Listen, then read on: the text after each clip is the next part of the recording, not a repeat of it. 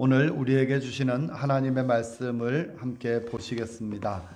신약 성경 누가복음 1장 39절에서 56절까지 말씀입니다. 누가복음 1장 39절에서 56절까지 말씀입니다.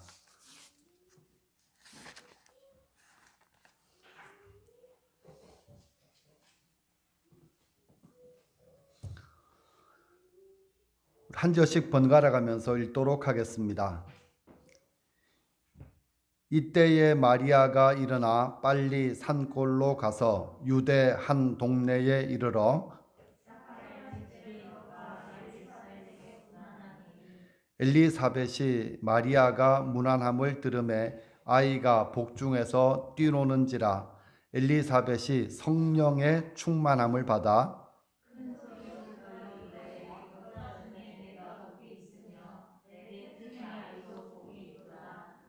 내 주의 어머니가 내게 나아오니 이 어찌 된 일인가?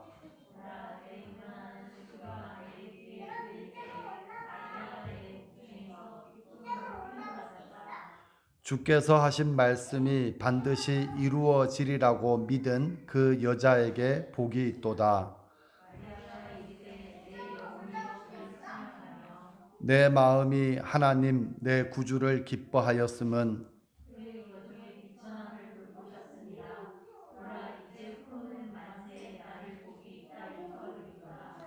능하신 이가 큰 일을 내게 행하셨으니 그 이름이 거룩하시며 그의 팔로 힘을 보이사 마음의 생각이 교만한 자들을 흩으셨고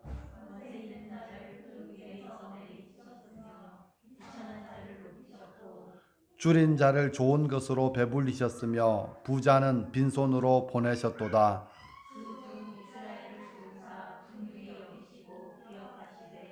우리 조상에게 말씀하신 것과 같이 아브라함과 그 자손에게 영원히 하시리로다 하니라.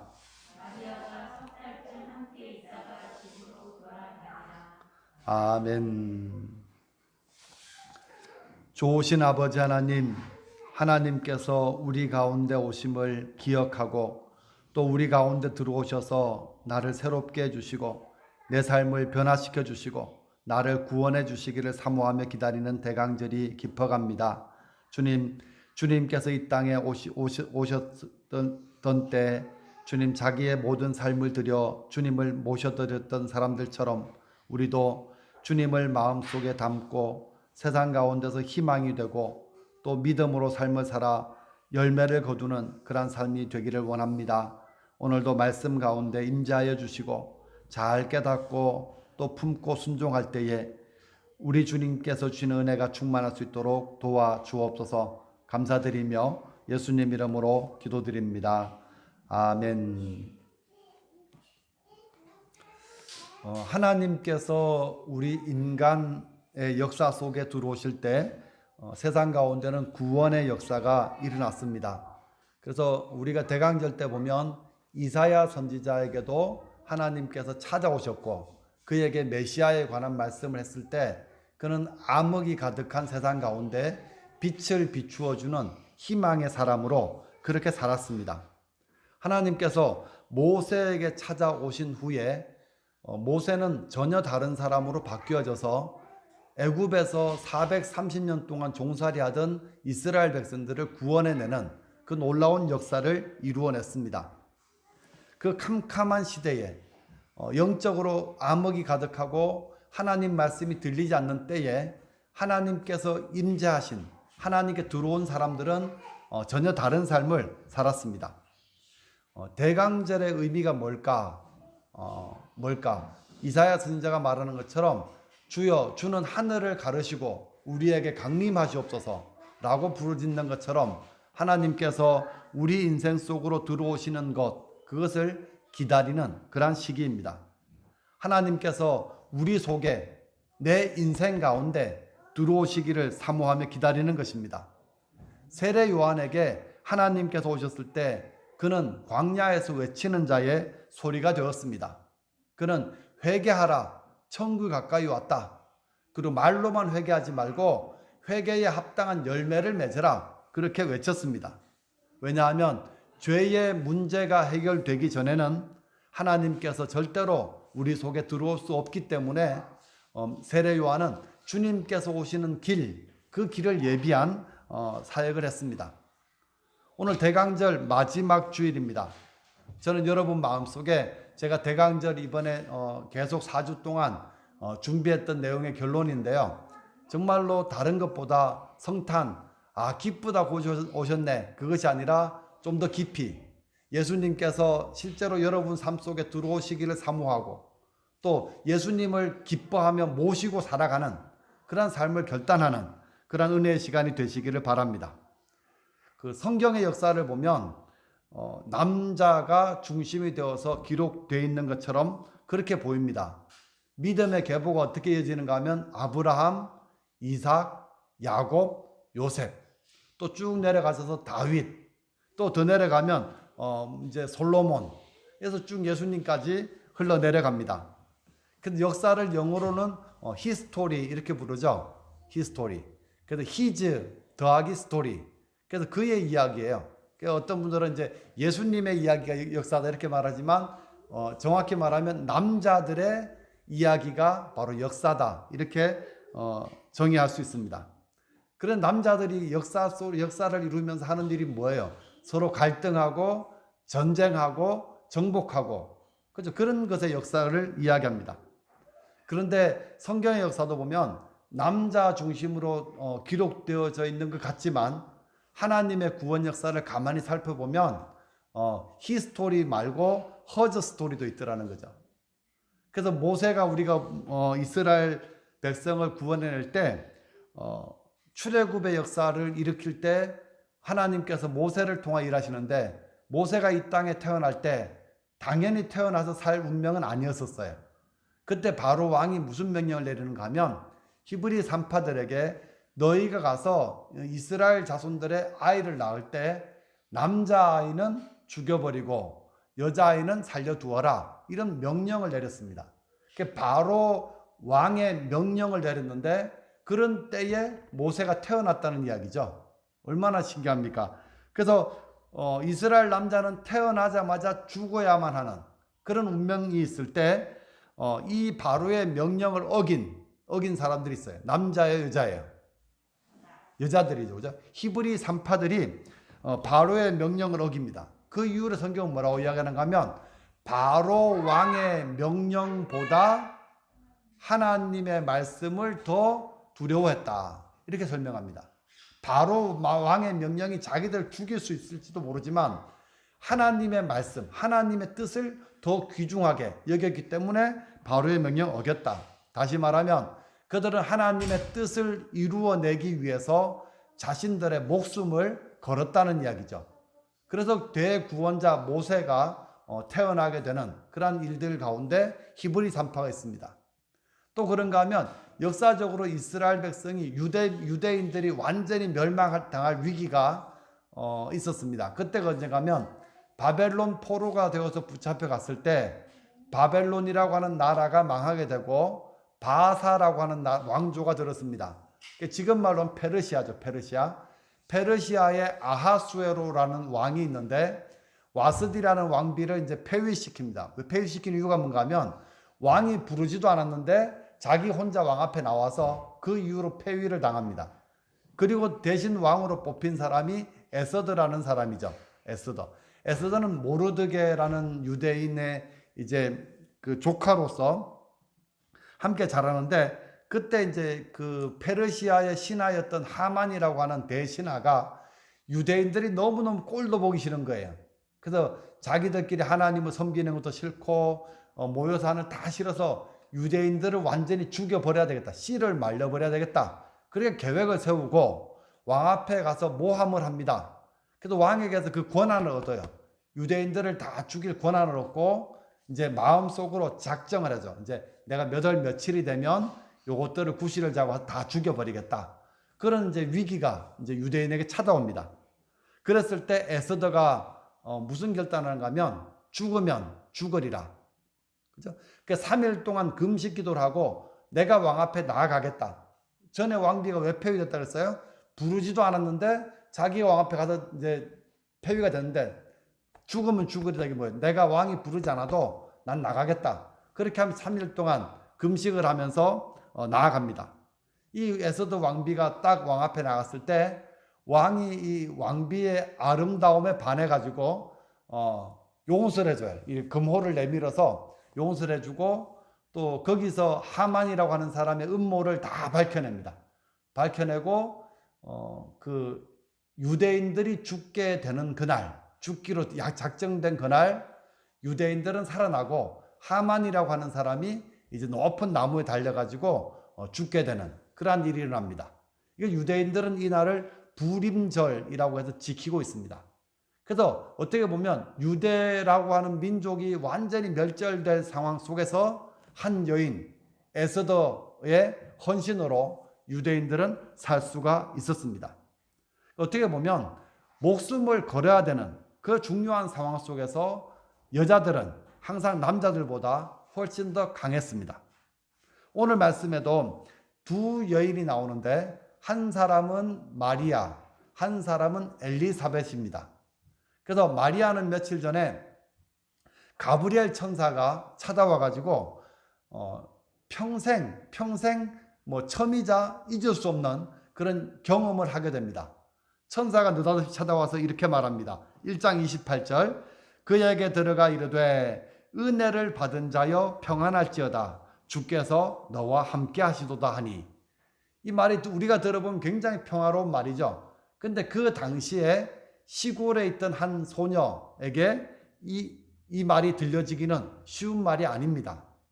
그런데 그때 누가는 이걸 어떻게 표현을 하면 이때 마리아가 놀라서 이 인사가 어떻게 된 일인가 이렇게 생각했다 이렇게 기록하고 있어요. 도대체 자기는 그런 인사를 들을 만한 사람도 되지 못하고 또 주께서 나와 함께 하실 은혜를 입었다는 이 말도 이해가 되기 어려웠습니다.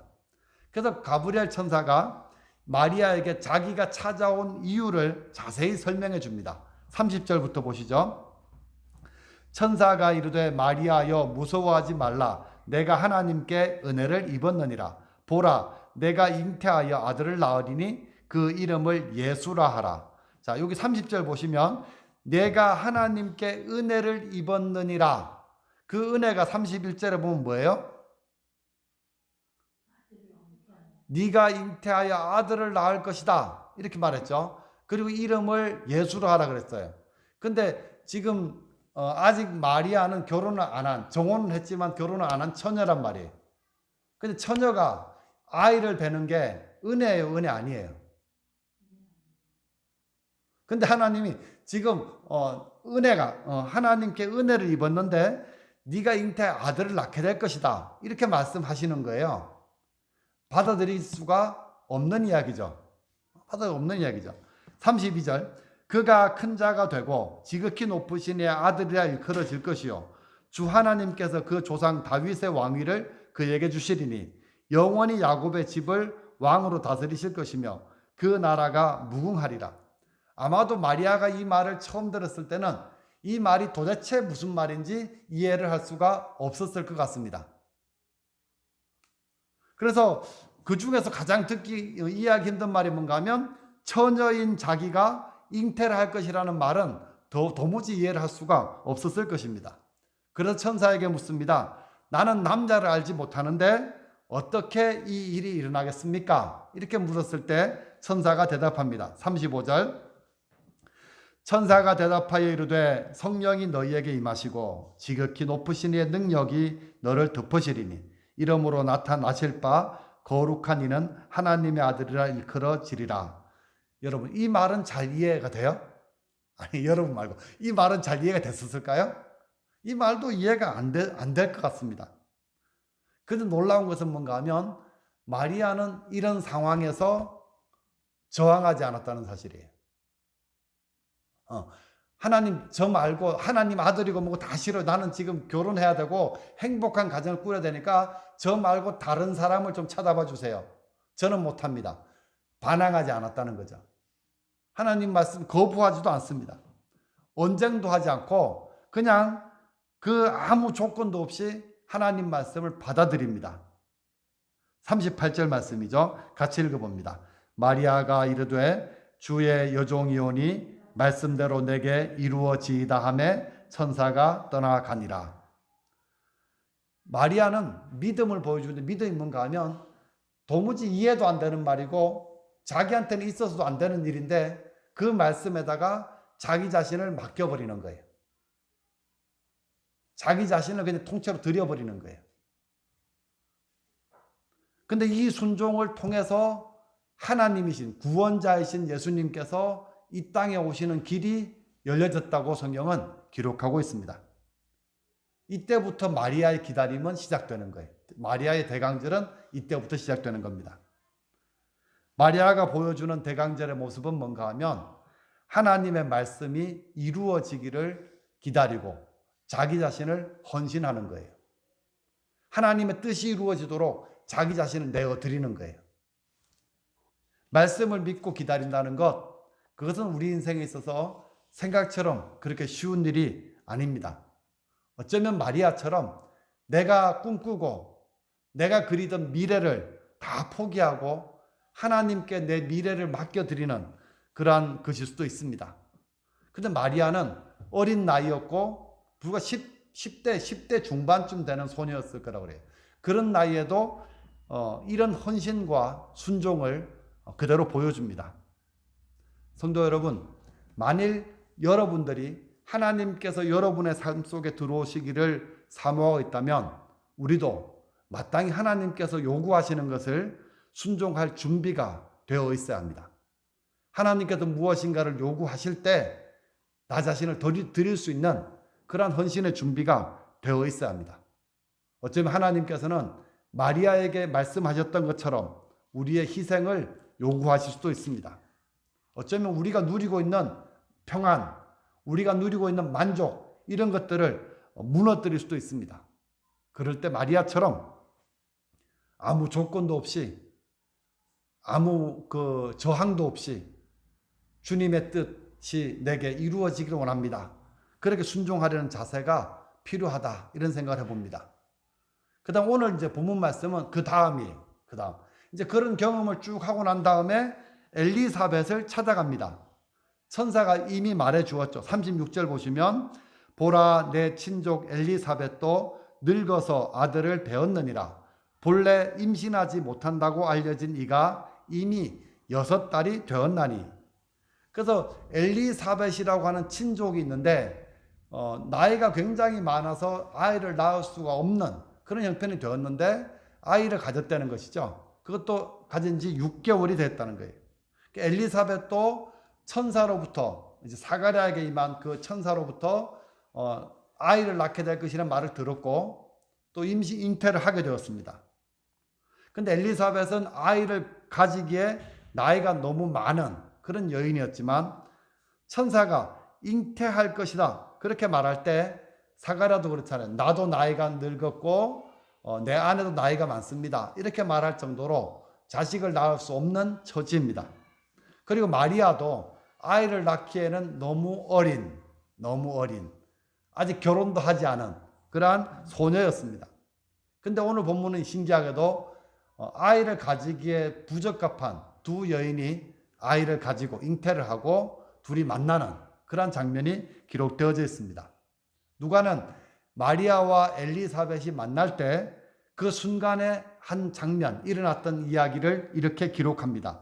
41절 엘리사벳이 마리아가 무난함을 들으매 아이가 복중에서 뛰노는지라. 이 아이가 훗날에 누가 되죠? 세례 요한이요. 세례 요한. 그러니까 이 세례 요한은 나중에 광야에서 예수님께서 오시는 길을 준비하는 그 선지자로 또 광야의 소리로 그렇게 움직이게 되는 사람이죠. 아직 태어나기 전에 엄마 뱃속에 있을 때 하나님의 아들이신 예수님, 그 예수님을 만나는 순간 기뻐하며 뛰놀았다. 이건 어쩌면 당연한 일일 수도 있어요. 아기 엄마가 이제 발로 찬다, 뭐 이런 느낌 정도일 수도 있겠지만, 조금 더 다르게 보면 그 다음 구절이 설명해 주죠. 엘리사벳이 성령이 충만해졌다, 이렇게 표현하고 있어요.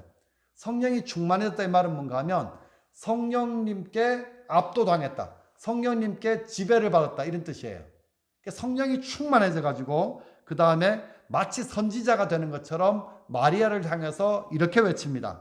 42절, 큰 소리로 불러 이르되 여자 중에 내가 복이 있으며 내 태중의 아이도 복이 있도다. 내 주의 어머니가 내게 나오니 이 어찌 된 일인가. 엘리사벳 성령이 충만해져 하는 소리가 뭔가 하면 지금 마리아의 몸에 잉태된 아기가 누구라는 거예요? 주님이라, 주님. 그죠? 그 아기가 인류를 구원하기 위해서 하나님께 약속하신 메시아, 그 메시아라는 것을 확인하고 있죠. 성령 충만해서 마치 선지자가 말하는 것처럼 마리아에게 그런 이야기를 해주는 거예요. 이것을 통해서 마리아는 내 몸속에 지금 메시아가 계시다는 것을 알게 되는 거예요. 그 다음에 이제 46절부터 쭉 찬양이 나오는데요. 이제 자기의 천사를 만났죠. 또 엘리사벳도 만났죠. 그 다음에 자기가 이제 해야 되는 사명이 무엇인지를 발견하는 거예요. 근데 그 사명을 어떻게 표현하는가 하면 따라해 보십시오. 감사하며 기뻐하며 찬양합니다. 그렇게 표현하는 거죠. 46절 보십시오. 마리아가 이르되 내 영혼이 주를 찬양하며 내 마음이 하나님 내 구주를 기뻐하였음은, 지금 마리아의 이 마음이 뭔가 하면 원망도 아니고 불평도 아니고 하나님을 향해서 기쁘다, 감사하다, 찬양한다, 이것이 지금 마리아가 보여주는 마음의 고백입니다. 그래서 마리아는 내 영혼이 주님을 찬양합니다, 내 마음이 주님을 기뻐합니다. 그래서 신기한 것은 뭐예요? 지금 아직 자기 뱃속에 있는 아기를 지금 주님으로 고백하는 거죠. 내 마음이 하나님 내 구주를 기뻐합니다. 태어날 아기가 바로 하나님이시며 태어날 아기가 바로 주님이라는 것을, 나의 구주라는 것을 그렇게 고백하는 거예요. 실제로 예수님이 태어났을 때 그 마리아는 예수님 주변에 가장 예수님을 사랑하는 제자로서 십자가에 달리는 그 순간까지 예수님을 따라다녔다는 것을 우리는 알 수가 있습니다. 예수님의 어머니였지만 예수님의 제자로서 그렇게 살았습니다. 이어서 하나님을 찬양합니다. 48절, 그의 요종의 비천함을 돌보셨습니다. 보라 이제 후로는 만세의 나를 복이 있다 일컬이로다. 하나님께서 나의 비천함을 돌보셨다고 고백합니다. 하나님 앞에 자랑할 것도 아무것도 없고 내세울 것도 아무것도 없는 나를 택하셔서 이 엄청난 큰 일을 행하시고 대대의 복을 받을 만한 사람으로 삼아주신 것, 그것에 대해서 찬양하고 있습니다. 비록 처녀로 아이를 배웠지만 마리아는 복 있는 여자가 되었죠. 대대의 복 있는 여자가 되었다고 고백합니다. 그 이유가 뭐예요? 뱃속에 있는 아기 때문이죠. 마리아 때문이 아니라 뱃속에 있는 아기 때문에 마리아는 귀한 존재가 되었다는 것입니다. 여러분, 질그릇과 같은 우리이지만 우리가 예수님을 모시고 살아갈 때 우리는 세상에서 복 있는 사람으로 살 수 있습니다. 우리가 예수님을 마음속에 담고 살아갈 때 하나님께서 보실 때 존귀한 사람이 되어서 살 수 있다는 것을 알려주고 있습니다. 그 다음 51절, 그의 팔로 힘을 보이사 마음이 생각이 교만한 자들을 흩으셨고 권세 있는 자를 그 위에 내리치셨으며 비천한 자를 높이셨고 줄이는 자를 좋은 것으로 배불리셨으며 부자는 빈손으로 보내셨도다. 하나님께서 하시는 일을 고백하는데 이 일을 마치 자기가 본 것처럼, 이미 지나간 과거처럼 그렇게 설명하고 있습니다. 한마디로 말하면 주님께서 오시면 세상은 역전될 것입니다. 반전의 드라마가 생겨날 것이다, 그렇게 말을 하고 있습니다. 하나님 없이 부와 권세를 누리며 교만하게 살던 사람들은 하나님께 흩으시고 낮추시고 빈손이 되게 하실 것입니다. 그러나 반대로 비천하고 줄이며 아무것도 없는 모습이지만 하나님을 의지하고 살던 사람들은 높아지고 복을 주시고 배부르게 하실 것이다.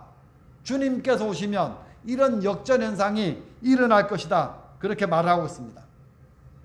질문. 그럼 이런 찬양을 드리고 난 다음에 과연 마리아의 삶은 행복하고 평탄했을까요? 어떠셔요? 아닐 것 같아요? 아니죠. 나중에 이제 8일이 지난 다음에 아기 예수를 봉헌하러 성전에 올라갑니다.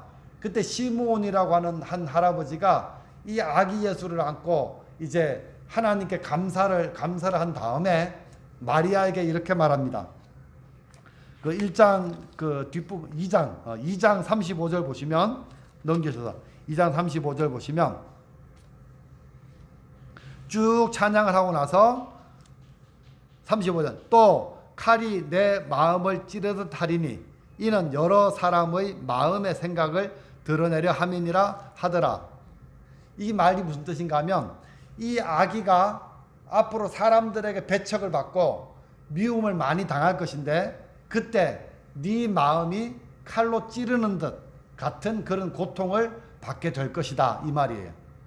자식이 자라가지고 이제 자라는데 사람들이 미움을 받고 또 미움만 받은 게 아니잖아요. 예수님은 배척만 받은 게 아니라 십자가에서 달려가지고 피와 땀과 눈물을 다 흘리면서 그 십자가에 있는 사람들이 막 손가락질하고 욕하면서 그 상황을 예수님께 당하는 그 십자가를 마리아가 가장 십자가 아래에서 지켜보고 있었잖아요. 그때 그 슬픔과 고통이 어떨까요? 요즘 가끔 이제 백신 때문에 자기 자식은 죽어도 나는 백신을 맞히지 않겠다. 맞혀야 되나 말아야 되나 이런 것에 대한 이야기 있는데 그 중에 어떤 한 분이 그러더라고요. 실제로 이제 자기 부모가 백신을 잘못 맞아가지고 죽으면 그건 견딜 만한데 자식이 백신을 잘못 맞아 죽었다 그러면 평생토록 용서가 안 될 거다. 그렇잖아요. 근데 마리아는 자기 눈으로 자기 아들이 그런 죽음, 수치스럽고 고통스럽고 치욕스러운 죽음을 죽는 것을 직접 보았다는 것이죠. 마리아는 자기가 낳은 이 아들 때문에 많은 고통과 슬픔을 겪고 마음을 칼로 도려낸 것 같은 그런 삶을 살게 됩니다. 여러분 생각해 보면 하나님의 은혜가 임했는데 마리아의 삶은 완전히 엉망이 되어버린 것 같습니다. 하지만 마리아는 끝까지 하나님 말씀을 믿고 그 뜻을 이루어 드리도록 자기 자신을 드렸습니다. 이 마리아의 헌신과 마리아의 순종 때문에 우리가 아름다운 열매를 얻게 되었습니다. 미가 선지자는 예수님을 향하여 이렇게 고백합니다. 5장 5절이죠. 미가서 5장 5절 읽어봅니다. 같이 시작. 이 사람은 평강이 될 것이라. 그 마리아의 헌신을 통해서 우리는 평강의 주님을 선물로 받았습니다. 히브리서 기자는 예수님을 향해서 이렇게 고백합니다. 히브리서 10장 9절. 그 후에 말씀하시기를 보시옵소서 내가 하나님의 뜻을 행하러 왔나이다 하셨으니 그 첫째 것을 폐함은 둘째 것을 세우려 하심이라. 이 뜻을 따라 예수 그리스도의 몸을 단번에 들이심으로 말미암아 우리가 거룩함을 얻었노라. 여기서 말하는 첫째 것은 율법이고요. 둘째 것은 복음입니다. 하나님께서 둘째 것을 세우시기 위해서 마리아를 통해서 예수님을 보내주셨습니다. 예수님은 그 하나님의 뜻을 따라 자기 자신을 단번에 들이심으로 우리가 거룩함을 얻게 되었다라고 분명히 말하고 있습니다. 예수님께서 고난당하심으로 우리는 평강을 누리게 되었고 예수님께 고난당하심으로 우린 죄가 용서받고 거룩한 사람으로 변화되었습니다. 이것이 바로 마리아의 눈물과 마리아의 헌신을 통해서 맺어진 열매입니다. 마리아처럼 오늘 대강절 마지막 주간에 정말 하나님의 말씀이 나에게 이루어지기를 원합니다. 그런 마음을 여러분들도 가지시고 대강절을 보냈으면 좋겠습니다. 마지막으로 그 김상현 시인이라는 분이 쓴 세월이라는 시가 있습니다. 세월. 보시죠. 까마득히 어렸을 땐 누워서 별을 세고 그보다 조금 커서는 뜰하게 꽃송이를 세고 그리고 어느 날부터서는 돈을 세다 늙어버렸다. 가슴에 꽃이 들고 꿈 잃어버린 지금은 그저 가난할 뿐. 별을 세면서 시작한 인생이 돈을 세다 끝이 난다 라는 그걸 의미하고 있죠. 근데 가진 것은 점점점 많아질지 모르겠지만 맨 마지막에 점점 가난할 뿐이라는 말이 마음에 와닿습니다. 오늘 본문에서 저는 두 여인을 만났습니다. 우리는 두 여인. 아주 상식적인 모습이 아니에요. 성경에서 이 여인이 주인공이 되어가지고 남자가 한 사람도 안 나오고 통째로 이렇게 나오는 부분은 아주 상식적이지 않습니다. 그런데 놀라운 사실은 이스라엘의 구원자로 오시는 메시아를 알아보고 또 메시아를 찬양하고 그렇게 하는 일들이 선지자가 해야 되는 일 아니에요. 제사장들이 해야 되는 일 아닙니까? 그런데 아무것도 없는 변방에 있는 두 여인이 그 역할을 하고 있어요.